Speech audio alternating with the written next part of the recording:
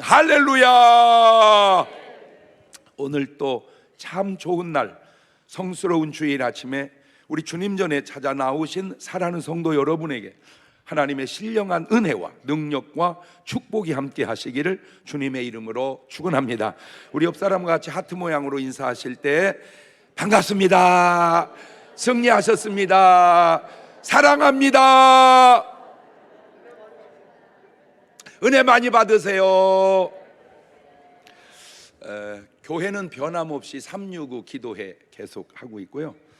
1인 꼭 전도하는 것, 삶이 전도가 되는 것, 그게 왜 중요하냐면 그게 내가 바로 구원받은 사람임을 증명하기 때문에 중요한 거예요. 그 영혼 구원받는 것도 말할 것도 없이 중요하지만 그 영혼 구원하는 거 보니까 내가 구원받은 사람이구나 증명되기 때문에 중요한 거예요.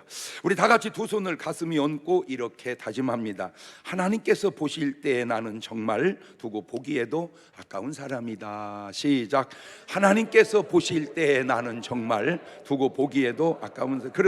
그런데 그 말대로 그런 사람이 있고 말은 그렇게 했지만 그렇지 못한 사람도 솔직히 있는 것 같습니다.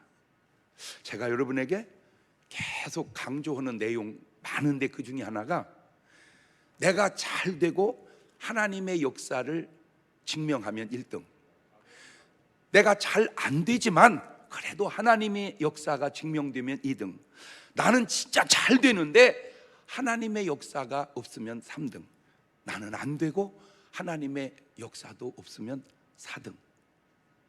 그래서 내 걸음마다 하나님이 역사하는 증거를 가지고 살자. 네. 자, 그런데 신기한 것 가운데 하나가 우리 주님께 모든 인간을 주님은 다 아시거든요.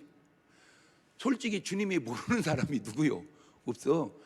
머리칼 하나 숫자까지도 다 아시는 주님이 누구? 아니, 머리칼은 아는데 너는 몰라? 이거 뭐 말 같은 소리를 해봐. 다 아셔. 지금요 하나님 어느 정도, 개미가 지금 현재 몇 마리인지도 아셔. 지금 막 죽고 나고 그 복잡한 것도 하나님은 싹, 개미가 지금 어디로 움직이는지도 다 하늘나라 주님 CCTV에는 다 포착이 돼 있어. 지금 어디서 아이고 지금 보이스 피싱하는 그 자식도 지금 다 주님은 지금 하늘나라에 녹화되고 있어 지금. 그런데 반대로 인간은 주님을 아는데 주님은 사람을 모르는 경우가 생겨요. 자, 마태복음 25장 11절 12절을 보면 그 후에 남은 처녀들이 와서 가로되 주여 주여 우리에게 열어주소서. 대답하여 가로되 진실로 너희에게 이르노니 내가 너희를 알지 못하노라 하였느니라.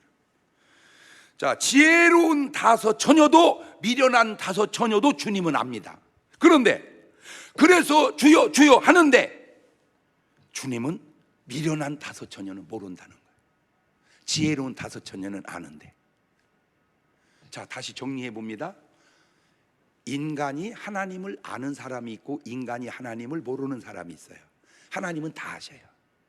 그런데 인간이 하나님을 아는데 하나님은 인간을 모른다는 사람이 있어요. 이미 주님이 이런 현상을 미리 마태복음 7장 21절에 얘기해 놓으셨었습니다. 나더러 주여 주여 하는 자마다 천국에 다 간다. 근데 다는 아니다. 다만 하늘에 계신 내 아버지의 뜻대로 행하는 자라야 들어가리라. 그날에 많은 사람이 나더러 이르되 주여 주여 우리가 주의 이름으로 선지자 노릇하며 주의 이름으로 귀신을 쫓아내며 주의 이름으로 많은 권능을 행치 아니하였나이까 하리니 그때 내가 저에게 밝히 말하되 내가 너희를 도무지 알지 못하니 불법을 행하는 자들아 내게 떠나가라 하리라. 여러분, 선지자 노릇했다고, 권능을 행했다고, 귀신을 쫓았다고 나는 확실하게 천국 갈 거라고 하는 생각은 네 생각이지, 그것을 주님 뜻대로 안 하면 그것이 안 될 수도 있다는 경고를 우리는 깨달아야 됩니다. 자, 주님이 이렇게 말씀해 놓으셨습니다. 좀 궁금했습니다. 뭐가? 죄송한데요, 저 주님의 말씀이 나한테는 좀 거짓말처럼 느껴졌어요. 왜? 어떻게 전지전능하신 하나님이 사람을 모르냐? 안 그렇습니까? 내가 어떻게 몰라? 그럼 우리가 주님 몰라요? 진짜 몰라요? 그럼 주님 몰라. 어떻게 몰라요? 이렇게 우리가 반문할 수 있을 것 같지 않아요? 아니 전지전능. 아니 목사님이 그런데 개미 한 마리 죽고 사는 것도 다 아시고 지금 이동 것까지 다 지금 다 지킨다고 알고 계신다고 하는데 어떻게 몰라요? 그렇게 따지고 싶었어요. 그런데 알아냈어요. 알아냈어요. 내가 알아냈어요. 이런 설교는요, 내가 총각 때는 못했어요. 새신랑 때도 못했어요. 이제 지금 되니까 할 수 있어요. 그래서 백발이 면류관이라는 말이 뭔 말인지 확 와닿아요. 요것 때문입니다. 거짓말이 아니죠. 주님 거짓말 안 하시니까. 주님의 생각 속에서 그들을 지워버렸습니다.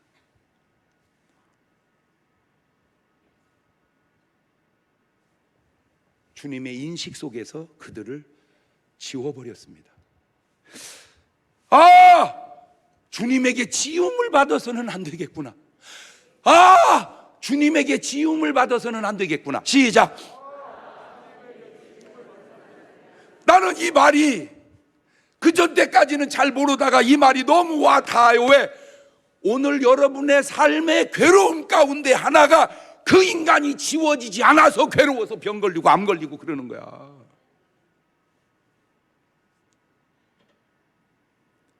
그 인간만 떠올리면 그냥 와! 왜 그래요? 지우지를 못해서 그래요. 하나님도 지우시는구나. 하나님도 지우시는구나. 또 우리가 죄를 지면 우리는 알지요. 죄 졌으니까. 하나님도 알아요. 근데 회개하면 죄송해요. 우리는 죄 짓고 회개해도 알아요. 그런데 하나님은 회개하면 몰라요. 왜? 지웠어요. 그러면 하나님도 모르는 죄를 왜 네가 지금도 괴로워하고 사냐? 이 똑똑아, 이 어리 똑똑아. 회개하지 않고 지운 건 하나님은 기억하고 계세요. 그런데 회개하고 지운 건 하나님은 기억하지 못하십니다. 그래서 회개하고 돌아온 탕자의 죄를 아버지는 기억하지 못하는 거예요. 무슨 말 하려고 하는지 아세요? 감당하기 힘들면 그 사람을 지워라. 감당하기 힘들면 그 사람을 지워라. 시작.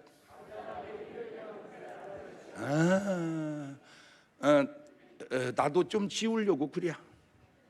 근데 사실은 나는 감당 못할 사람은 없거든. 감당 다 해 나는. 그런데 에이, 지금 지워. 주님도 모르는데 굳이 내가 알 이유가 없잖아요. 계시록 3장 5절 봅니다. 이기는 자는 이와 같이 흰옷을 입을 것이요 내가 그 이름을 생명책에서 반드시 뭐하지 아니하고 흐리지 아니하고. 그 이름을 내 아버지 앞과 그 천사들 앞에 시인하리라. 그러니까 흐리지 아니하고, 그 말은 저 사람은 좋은 사람이고 흐리고 지운 사람도 있을 수 있겠구나. 그 뉘앙스가 계시록 13장 8절입니다. 죽임을 당한 어린 양의 생명책에 창세 이후로 농명되지 못하고 이 땅에 사는 자들은 다 짐승에 경배하리라. 왜 짐승에게 경배하는가? 생명책에 그 이름이 없기 때문에 그렇구나. 왜 신천지에 빠지는가? 생명책에 그 이름이 없기 때문에 그렇구나.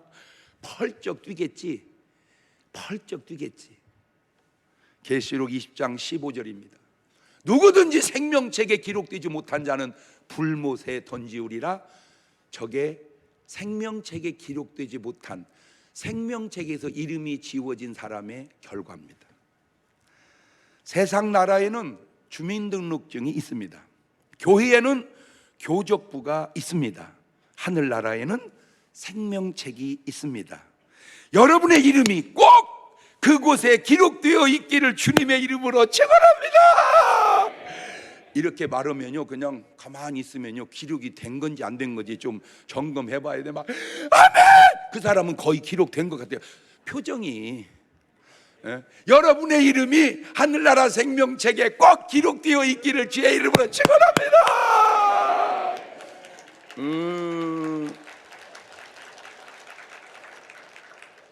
그 기쁨이, 그 감격이 더 나은 기쁨과 감격이 뭐가 있겠어요? 아휴, 이름이 기록되면 뭐예요? 그냥 주님 돈이나 빨리 주세요. 자빠졌네 이래. 아유, 그냥 빨리 그거나 팔리게 해주세요. 이름은 나중 얘기고. 자빠졌네 이런. 천지가 창조되고 인간의 역사가 시작된 이래 지금까지 살다간 그 많은 사람 가운데 가장 깨끗하고 가장 거룩하고 가장 능력 있고 가장 선한 일을 많이 한 사람 한 분만 딱 뽑으라면 누굴까요? 우리 예수님입니다. 우리 예수님. 우리 예수님보다 더 위대하고 훌륭한 존재가 누가 있어요? 물론 세상은 4대 성인 그러지만 진짜 몰라서 하는 소리입니다. 4대 성인? 어디 예수님을 인간하고 막먹게 하려고 그래. 이 무식가 알지도 몰라가지고. 그냥 모르니까 그냥 모르는 사람 입장에서 하는 말이야. 어떻게 예수님이 일반 성인을, 그러면 그 성인이 부활했냐? 에? 그 성인이 부활했냐고. 알지도 몰라가지고. 그런데 안타깝게도 인류 역사 가운데 최고의 사람인 우리 예수 그리스도를 누가 왜 어떻게 처참하게 죽였을까? 이것은 지금까지 인류 역사에 있었던 모든 일 가운데 최고의 악의 극치였습니다. 극치, 오늘 말씀의 제목입니다. 다할 극 이를 치, 달할 수 없는 최고의 정취나 경지. 제가 너무 놀란 것이 이 죄 없으신 예수님을 죽이는데 너무나 많은 사람들이 동원이 됩니다. 악의 극치, 예수님을 죽이는데 동원된 사람들을 먼저 살펴보니까 첫째, 너무 안타까운 사람들이 동원이 됩니다. 마태복음 16장 21절입니다. 이때로부터 예수 그리스도께서 자기가 예루살렘에 올라가 장로들과 대제사장들과 서기관들에게 많은 고난을 받고 죽임을 당하고 제3일에 살아나야 할 것을 제자들에게 비로소 가르치시니, 아니 장로들, 대제사장들, 서기관들, 이 사람들은 예수님을 인정하고 섬기고 높여줘야 할 사람들 아닌가요? 그런데 어찌 이런 일이, 어떻게 그런 사람들이 예수님을 죽이냐고. 그렇다면 2000년이 지난 지금 완전히 달라졌을까요? 같은 패턴일까요?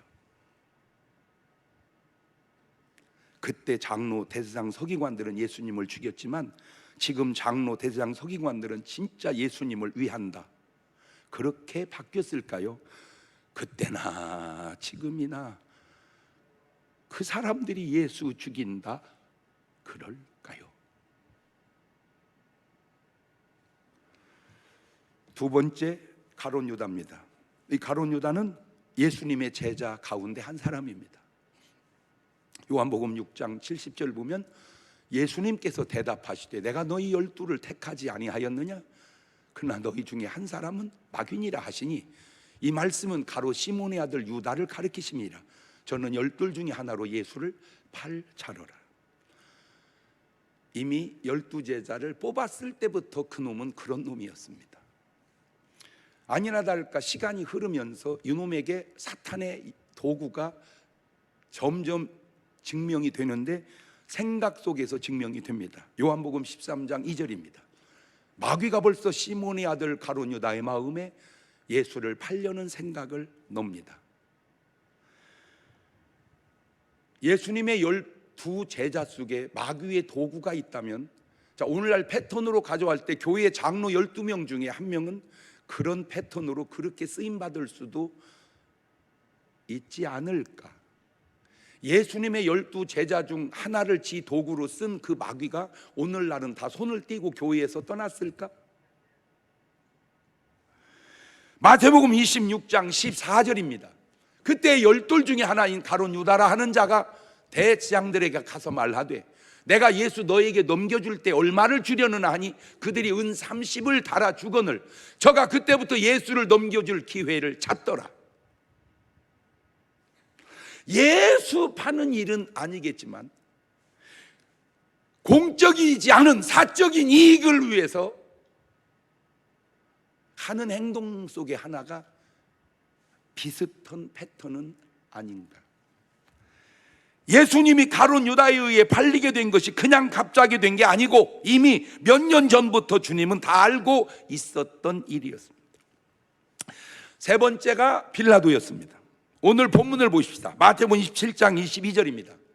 빌라도가 가로되 그러면 그리스도라 하는 예수를 내가 어떻게 하랴? 저희가 다 가로되 십자가에 못 박혀야 하겠나이다. 빌라도가 가로되 어찌미냐? 무슨 악한 일을 했느냐? 저희가 더욱 소리를 질러 가로되 십자가에 못 박혀야 하겠나이다 하는지라. 빌라도가 아무 효용도 없이 도리어 밀란이 나려는 것을 보고 물을 가져다가 무리 앞에 손을 씻으며 가로되 이 사람의 피에 대하여 나는 무죄하니 너희가 당하라. 아니 아무 죄가 없는 걸 본인이 알면서 십자가에 죽게 둡니까? 자기가 뭐라고 했습니까? 자기가 요한복음 19장 10절에 빌라도가 가로되 내게 말하지 아니하느냐? 내가 너를 놓을 권세도 있고 십자가에 못 박을 권세도 있는 줄 알지 못하느냐? 자, 좋아요. 너도 알잖아. 너한테 그 권세가 있다는 걸. 그러면 무죄한 자는 살려야 할 거 아니야. 네가 권세가 있으니까. 그런데 누가복음 23장 13절 이하를 봅니다. 빌라도가 대제사장들과 관원들과 백성을 불러 모으고 이르되 너희가 이 사람을 백성을 미혹하는 자라 하여 내게 끌어왔도다. 보라, 내가 너희 앞에 사실하였을 때 너희의 고소하는 일에 대하여 이 사람에게 죄를 찾지 못하였고 헤롯이 또한 그렇게 하여 저를 우리에게 도로 보내었도다. 보라, 저의 행한 것은 죽일 일이 없느니라. 그러므로 때려서 놓겠노라. 본인이 얘기하죠. 나는 너를 죽일 권한도 있고 살릴 권한도 있다. 너 죄 없다. 그러면 당연히 예수님을 놓아주었어야 하지 않을까요? 왜 못 놓은 줄 아세요? 밀란 때문입니다.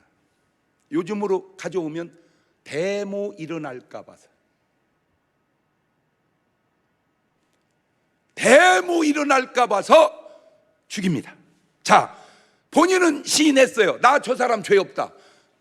나 무죄하다. 니들이 핏값을 당해라. 그냥 손을 씻고 끝납니다. 자, 그렇게 해도 실수는 실수네요. 이 실수, 이 잘못 하나가 사도신경을 2000년 동안 할 때마다 본디오 빌라도에게 고난을 받으사, 본디오 빌라도에게 고난을 받으사.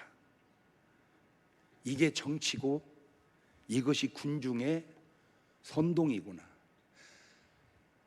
제가 막 더 톡 까놓고 얘기하고 싶은데 그냥 두리뭉실하게 얘기하는 거예요. 왜? 본인들이 듣고 알아서 각자 좋은 쪽으로, 필요한 쪽으로, 은혜로운 쪽으로, 구원받는 쪽으로 해석해서 회개하든지 감사하든지 찾아가라고 그냥 두리뭉실하게 얘기해 놓는 거예요. 네 번째 헤롯입니다. 누가복음 23장 11절입니다. 헤롯이 그 군병들과 함께 예수를 업신여기며 희롱하고 빛난 옷을 입혀 빌라도에게 도로 보내니 헤롯과 빌라도가 전에는 원수이었으나 당일에 서로 친구가 되니라. 이 헤롯이 나쁜 사람인 것 가운데 하나가 예수님 살리는 일에 원수인 빌라도가 하나가 되어야 되는데 예수님 죽이는 일에 원수와 하나가 됩니다. 왜 살리는 일에는 하나가 안 되고 죽이는 일에는 하나가 됐을까? 다섯 번째 군병들입니다. 마태복음 27장 27절 이하입니다. 이에 총독의 군병들이 예수님을 데리고 관청 안으로 들어가서 온 군대를 그에게 모으고 그의 옷을 벗기고 홍포를 입히며 가시면류관을 엮어 그 머리에 씌우고 갈대를 그 오른손에 들리고 그 앞에 무릎을 꿇고 희롱하여 가로되 유대인의 왕이여 평안할지어다 하며 그에게 침을 뱉고 갈대를 빼앗아 그의 머리를 치더라. 희롱을 다한 후 홍포를 벗기고 도로 그의 옷을 입혀 십자가에 못 박으려고 끌고 나가니라. 제가 한 단어도 중요하다고 했지요. 보세요. 옷을 벗기고. 사람 옷을 벗기면 됩니까? 홍포를 입히며 가시면류관을 씌우고 희롱하고 침을 뱉고 머리를 치고 이런 행동하는 좋은 사람이 있을까요? 벌써 행동 속에 얼마나 내가 나쁜 놈인지 아직도 모르겠습니까? 나쁜 사람에게 이렇게 해도 좋지 않거늘 그 거룩한 분에게 이렇게 하는 행동이 나쁘다는 걸 이 친구들은 인식을 못하는 겁니까? 여섯 번째, 군중들입니다. 누가복음 23장 18절입니다. 무리가 일제히 소리를 질러 가로되 이 사람을 없이 하고 바라바를 우리에게 놓아주소서 하니, 바라바가 무슨 일을 했다고? 그 강도 같은 놈을 놔둬. 그러면 강도를 당하더라도 예수는 죽여야 된다 그 말이잖아. 강도는 당하더라도 예수는 죽여야 된다. 그게 말이 되냐? 이 나쁜 놈들아. 요한복음 19장 6절입니다. 대제사장들과 하속들이 예수를 보고 소리를 질러 가로되 십자가에 못 박게 하소서, 십자가에 못 박게 하소서 하는지라. 빌라도가 가로되 너희가 칭히 데려다가 십자가에 못 박으라. 나는 그에게서 죄를 찾지 못하였노라. 죄 없는 사람을 왜 죽이라고 합니까? 죄 없는 사람을 왜 감방에다 둡니까? 그런데 아셔야 될 게 있습니다. 이 모든 사람이 이렇게 동원되고 이렇게 쓰임받은 그 배후에는 일곱 번째로 바로 사탄이 있었다는 겁니다.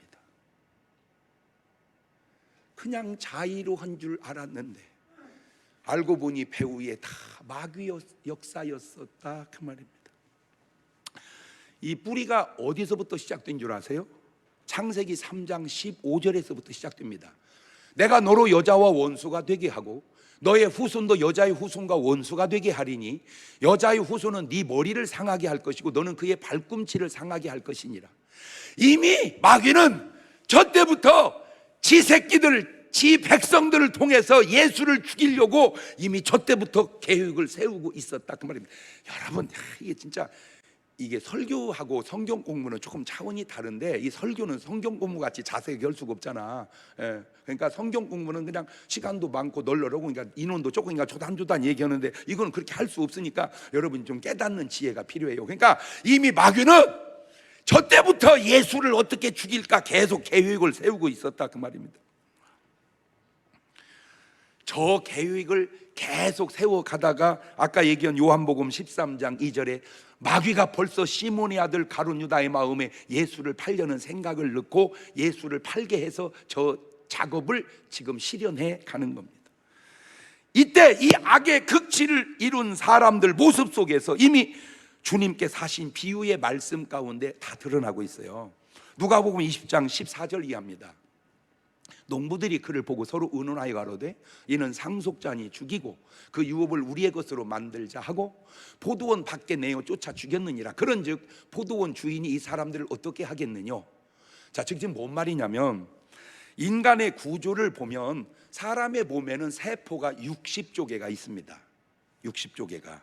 그런데 신기한 게 그 세포 하나 속에 사람이 될 요소가 다 들어있어요.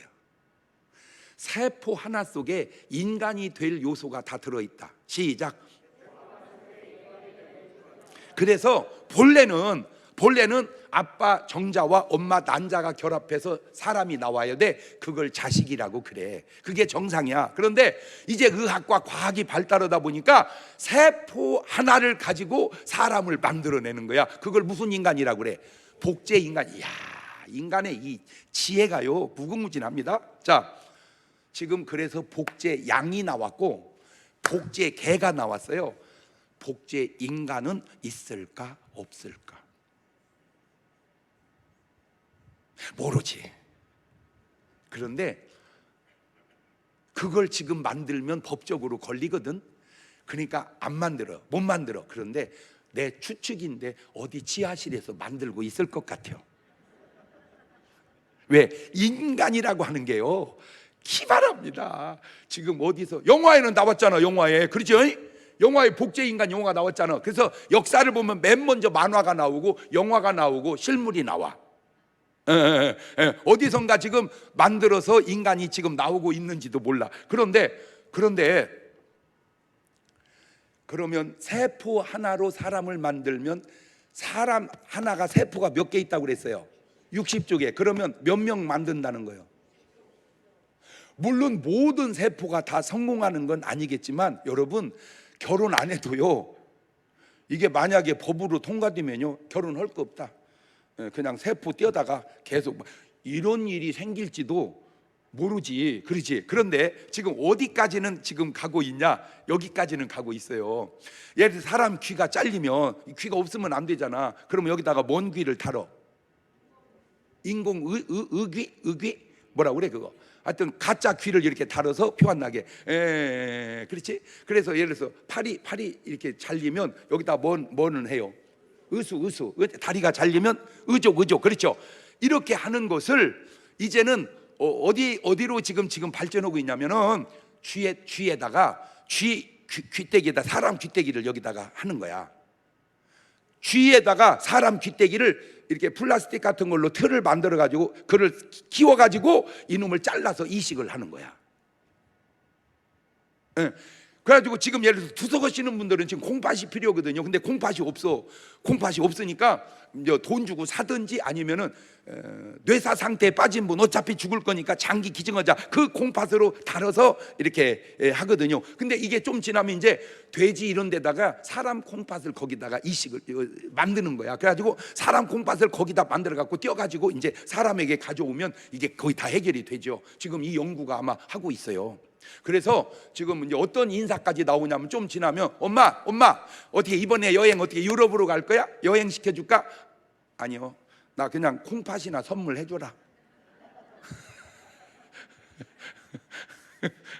요새 그냥 소변이 잘 안 나와.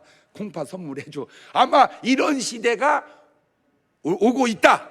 자, 무슨 얘기냐면 한 사람 안에 있는 세포 속에 사람의 모습이 있듯 인류 역사가 예수님의 한 비유 속에 들어있다 이 얘기예요. 예수님의 온 인류 역사가. 그게 뭐냐? 요거예요. 바로 어떤 주인이 포도밭을 만들어서 다하게 해놓고 농부에게 싹을 주고 여행을 갔어. 이제 새 받을 때가 된 거야. 그래서 이제 새를 받아오라고 시켰더니 죽여버린 거야. 새 안 주려고. 그러니까 또 다른 종을 보내니까 또 죽여. 그러니까 주인이 종 보내서 죽였나? 그래, 아들 하나 있는데 얘를 보내면 내 아들이니까 줄 거다, 공경할 거다 보냈더니 이쪽에서는 저놈만 죽이면 이거 우리 것 된다. 그래가지고 죽인 거야. 그 비유 하나가 인류 역사를 축소시키고 똑같잖아. 이래도 못 알아들어? 그런 사람은 안수받아서 지혜를 열어야 돼. 한 몸속의 세포가 몸의 기능을 다 표현하듯 온 인류 역사를 이 비유 하나가 다 표현하고 있지 않냐 그 말입니다. 그러면 왜 죽였을까? 왜?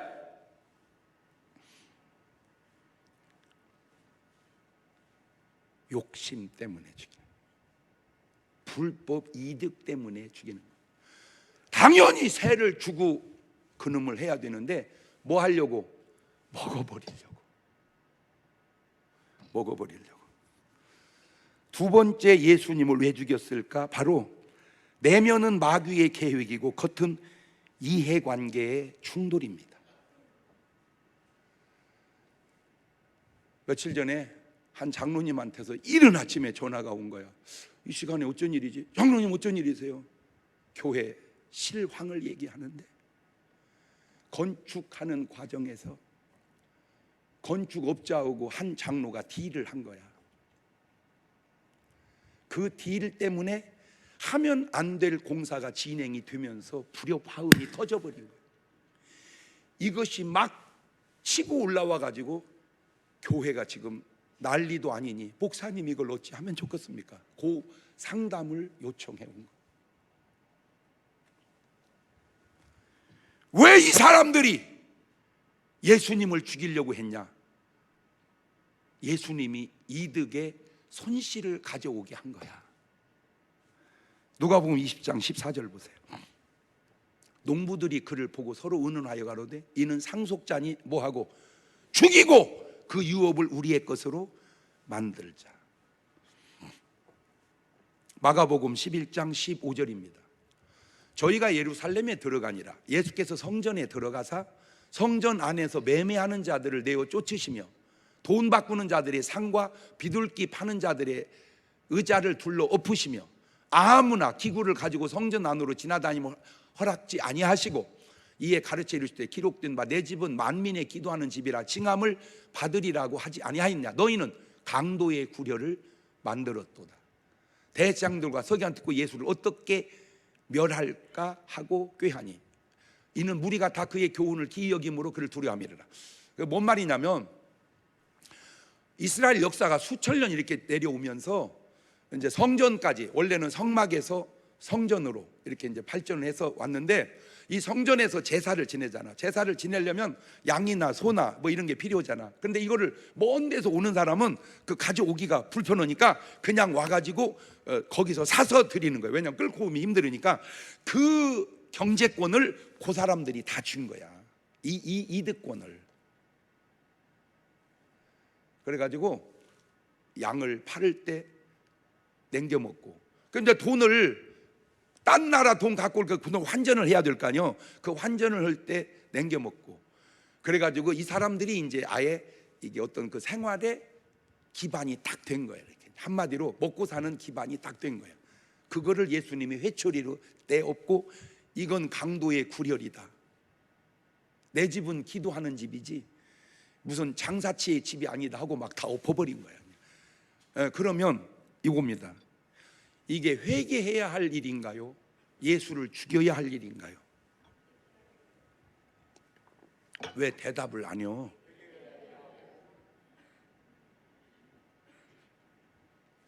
이게 회개해야 할 일인가?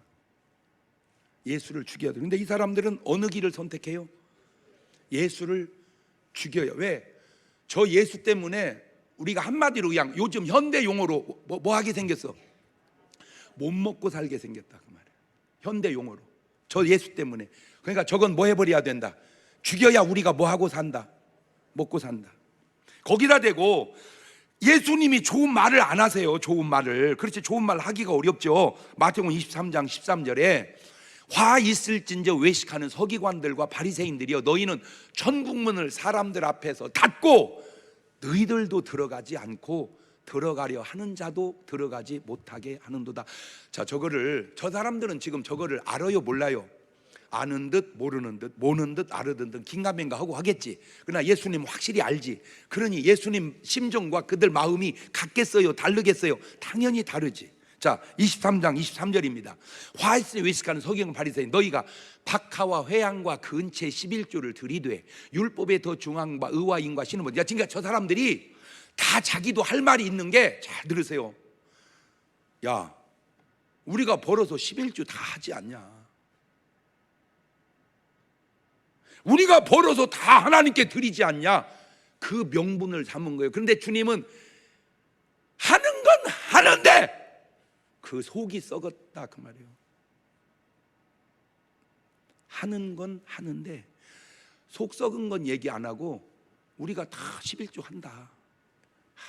여러분, 제발 제 말에 좀 깊이 은혜 좀 받으시기를 바라요. 지금 이 말에 은혜 받을 사람들이 한국 교회에 너무 많아서 내가 하는 얘기야. 그것이 목사건 장로건 성도건 간에 기회예요. 지금 이 설교가 회개해야 할 기회입니다. 마태복음 23장 33절입니다. 뱀들아, 독사이 새끼들아, 너희가 어떻게 지옥의 판결을 피하겠느냐. 여러분, 당자처럼 잘못한 사람이 어디 있어요? 그런데도 아버지는 아무 말 안 하잖아. 왜? 회개하니까. 겉으로 보면 바리새인처럼 거룩한 사람이 어디 있어요? 그렇게 훌륭한 사람이 어디 있냐고. 그런데 예수님은 독사 이 새끼야 그러잖아. 왜? 그 속을 보니까. 왜? 그 속에 회개가 없는 거야. 그런데 더 신기한 게 있습니다. 예수님의 죽으심의 모든 과정 속에 왜 이런 말은 하나도 들리지 않는지. 무슨 말?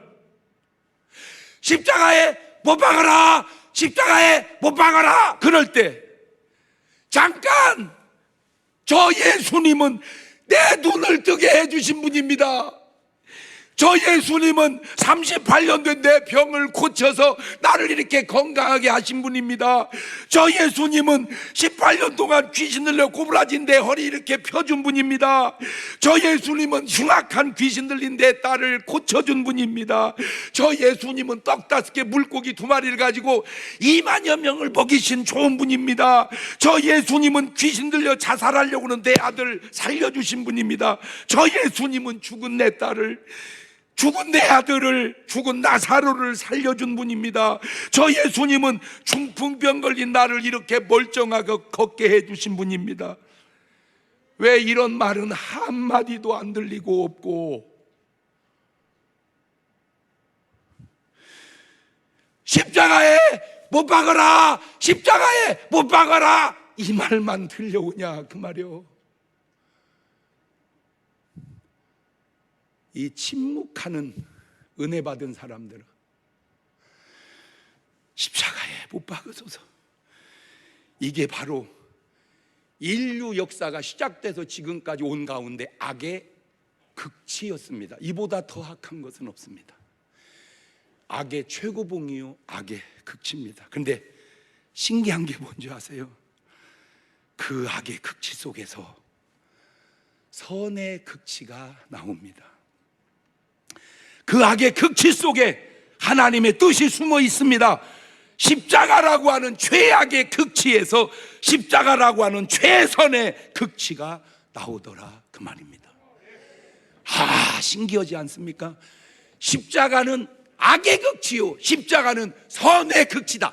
이야, 진짜, 십자가는 악의 극치요, 십자가는 선의 극치다. 시작.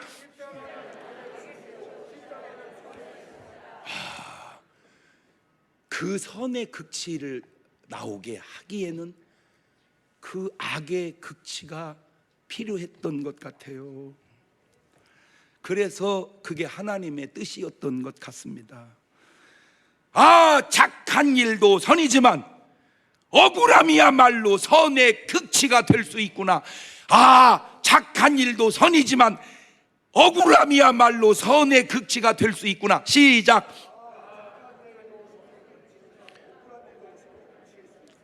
우리 유튜브 팀은 그렇게 한번 올려보세요.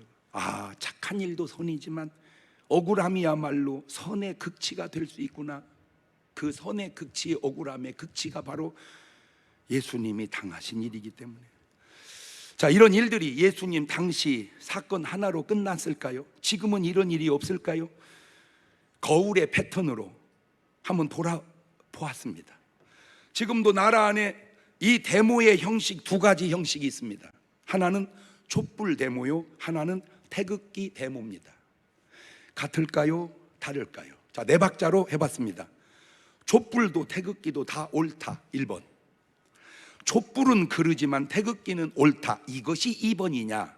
촛불은 옳지만 태극기가 그르다, 이것이 2번이냐? 촛불도 태극기도 다 그르다, 4번. 그런데 신기한 게 뭐냐면 진짜 데모가 일어나야 할 나라는 지금 전 세계에 제가 볼 때는 러시아에서 데모가 일어나야 됩니다.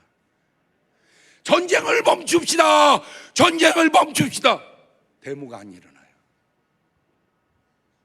지금 데모가 일어나야 할 나라는 중국입니다. 지금 데모가 일어나야 할 나라는 미얀마입니다.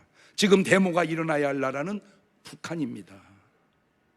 그런데 왜 그런 곳에는 데모가 일어나지 못합니까? 간단합니다. 다 죽여버리기 때문입니다. 간단합니다. 다 감옥에 쳐넣어버리기 때문에 그렇습니다.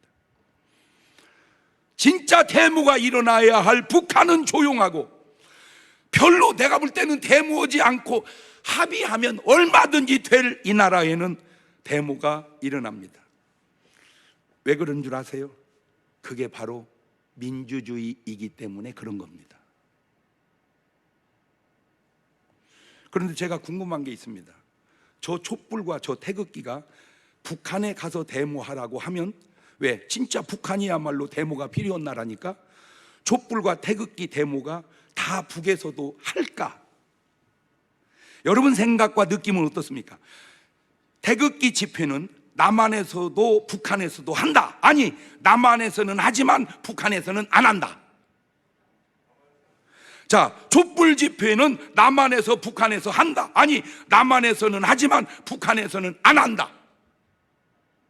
저는 얘기 안 했습니다. 문제만 드렸습니다. 답은 여러분이 찾아보시라. 역사는 되풀이된다고 하는 말, 많이 맞는 말 아닌가요? 중요한 건 뭔 줄 아세요? 그 배후에 누가 있느냐는 겁니다. 내 배후에 하나님이 계시느냐, 내 배후에 사탄이 있느냐. 신기한 게 뭔 줄 아세요? 이런 설교는요, 죄송합니다, 그냥 내가 신기해서 내가 놀래서 하는 얘기야. 내가 했고 내가 놀래서. 보세요, 하나님이 배후에 계신 사람들은 배후를 아는데 사탄이 배후에 있는 사람은 배후를 모릅니다. 이렇게 설교한 사람은 기독교 2000년 역사에 누가 했는지는 몰라도, 하나님이 배후에 역사하는 사람은 배후를 아는데 사단이 배후에 역사하는 사람은 배후를 모른다. 시작.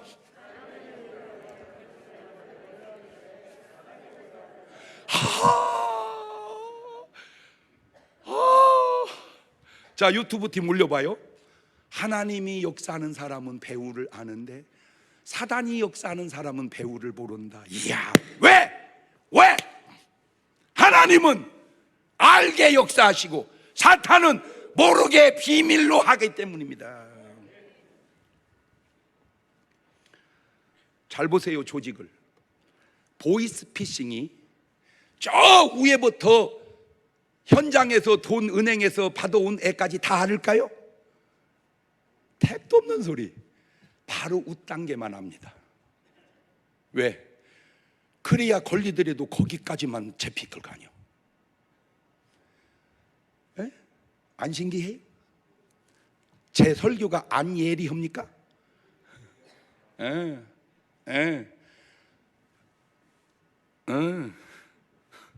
여러분, 북한에서 남한에 간첩을 보내야 안 보내요? 그러면 간첩부터 보낸 사람 머리까지 알까요? 택도 없는 소리. 바로 위에만 합니다. 위에는 우레만 알아요. 그래서 중간만 찾아놓으면 알 수가 없어요. 그게 악한 마귀의 패턴입니다. 예리하지 않아요? 예리하지 않습니까? 오늘 여러분의 삶이 내가 뭔 일을 하든 뒤로 훤한가요? 뒤가 깜깜한가요?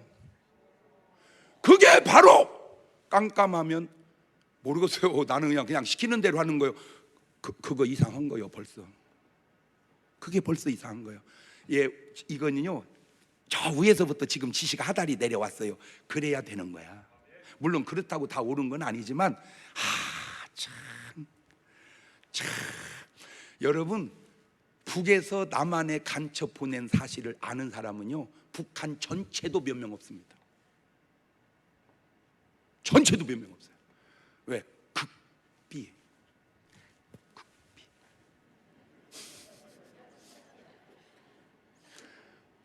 그런데 아무리 극비도 하나님은 아신다. 아무리 극비도 하나님은 다 아신다. 시작. 지금 오늘 여러분이 속한 상황에 뭔 일을 할 때 저 위에서부터 밑에까지 클리어하게 다 안다면 여러분은 괜찮은 일을 하고 있는지 모르지. 그런데 뭔 일은 하는데 깜깜하다.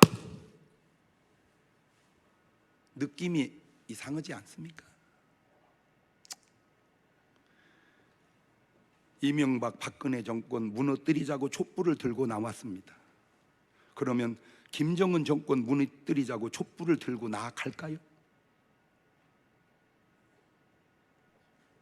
이명박 박근혜 정권은 무너뜨려야 할 정권이고 김정은 정권은 유지되어야 할 정권인가요? 가장 의로우신 예수님을 죽인 악의 극치에서 모든 인류를 구원하실 선의 극치가 나오기에 그냥 우리는 믿고 가는 거야. 하나님의 전능한 솜씨를. 근데 문제가 뭐냐? 누가 그러더라고. 목사님, 가룟 유다 없었으면 우리 구원이 안 되잖아요. 아주 훌륭한 일을 했잖아요. 그게 훌륭한 일이야. 근데 걔는 자살해서 죽었잖아.